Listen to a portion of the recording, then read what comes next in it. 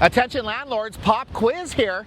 If your Section 8 tenant were to add another family member to their household, does that mean that their housing voucher assistance will automatically increase?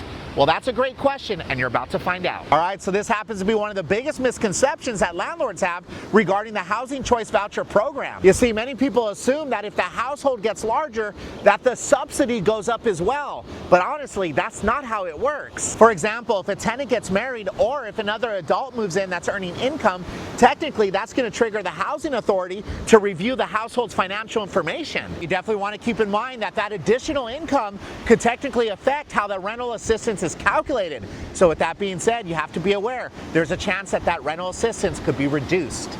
On the other hand, if that new household member happens to be a child that has no income, technically there's not going to be any direct income impact. However, you definitely want to keep in mind that any changes to the housing occupancy must always be reported to the housing authority, because at the end of the day they have rules and regulations and you must report it. All right, so the key takeaway here for landlords is super simple. A larger household, it does not necessarily mean more assistance or less housing assistance. All right, so you definitely want to keep in mind any changes to the household occupancy must always be reported to the housing authority. This way they themselves could make any changes they deem necessary to the housing assistance, whether it's a decrease or increase in assistance.